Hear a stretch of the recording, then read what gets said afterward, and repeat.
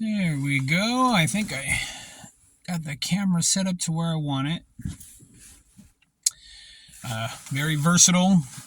Has a little, I'm not sure if you can see it, a zipper in the back. Has a little hoodie that comes out in case it rains. Like I said, I like the pockets up front, on the side, and then the usual pockets. Very versatile, very functional. I like the functionality of it.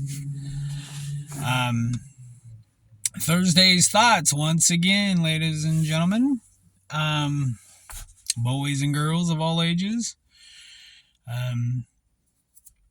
Anyway, Thursday's thoughts, right? Okay, here's a thought.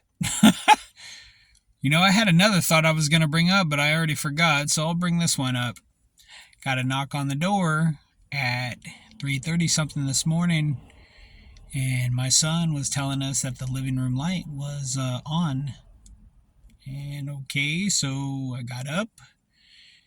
We went and checked all the doors. Everything was locked. Everything, nothing missing. Nothing like that. I'm like, okay, that's kind of weird. Creepy too. Well, then my wife proceeded to check the cameras and the living room camera, and it showed that around 12:30 in the morning, the light clicked on by itself. Now, it's just to give a frame of reference in the living room, and the camera was pointing toward the couch, and it caught the ceiling fan too. It has the ceiling fan in the picture, and with this particular switch, it's the little, sometimes you can, the little circle, the little knob, it's like a circle. It used to be to where you could push it and it would come on, but this one you have to you don't push it, but you turn it. You have to turn it. And so I turned it to shut it off. Nobody really uses that one in the house, not too often anyway. And so we were just sitting there trying to figure out, well, what happened, and like I said, around 12:30 something in the morning, when my wife was going back, and the camera shows when there's movement, just like our outside cameras, same thing. It shows when there's movement. And at 12:31, it showed that, was it 12:31? Yeah, around that time, it showed the light click on. And, the camera came on for a split second to detect movement. Didn't see anything, didn't see anybody, but we seen the light click on. We looked at it for a while, didn't see nobody. Traveled back across the living room, because it's almost like an open area concept between the living room and kitchen. I don't like open area concepts. That's just me. I like each individual room to have its own personality. I don't know. I'm weird. Anyway, but yeah, it's just kind of creepy. And I used to be the one that would believe in ghosts. Even growing up, I believed in that sort of thing, that that your departed relatives are still kind of hanging around and everything. That's another video for another day. I'm just saying, that's not how I feel anymore. I don't believe that your departed relatives are hanging around, because that's not what the Bible teaches. But do I believe it could be something demonic? Absolutely. I believe there could be things that we can't explain, but I do believe that there could be things that are demonic hanging around that shouldn't be around. The Bible talks about them as being unclean spirits, something that's unclean. And I definitely believe that. Definitely. And, things may seem innocent at first. and then things over time start to ramp up. And that's something I'm going to keep an eye out on. But at the same time, it's good to pray about it. Christ didn't mess around with stuff like that. He casted it away.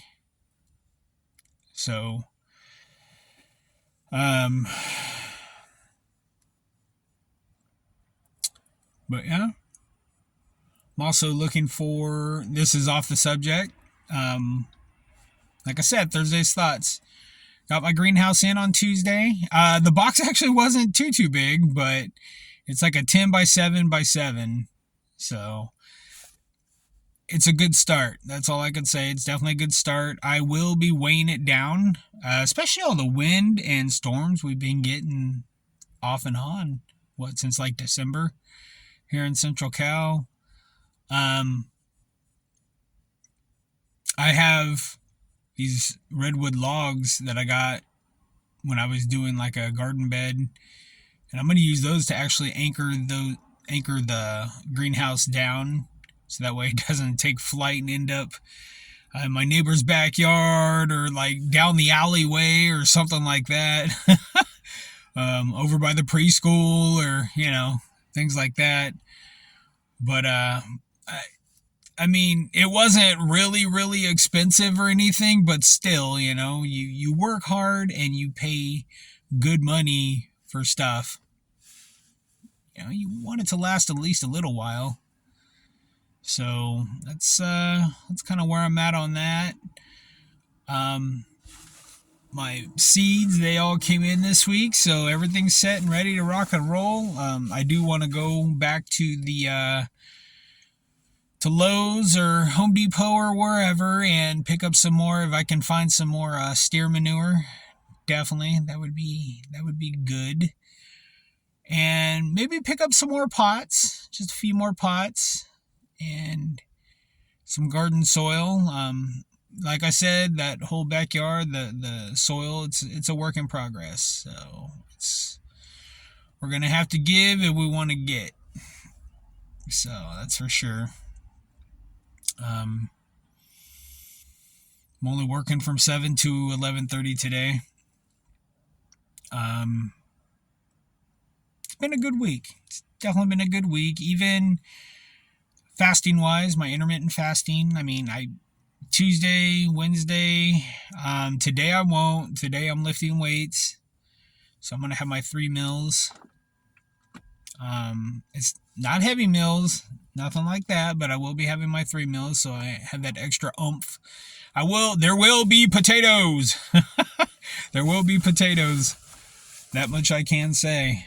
But yeah, I feel like I'm in a really good spot, and I just need to keep pushing forward. Last night I had very intense cravings for just random stuff, pistachio ice cream, chocolate cake,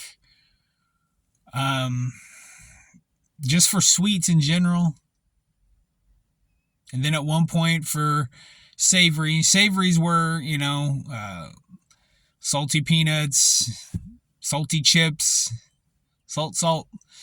So, I mean, like I said, I'm not perfect. I am by far from perfect. And if you walk the straight and narrow, hey, congratulations. Definitely.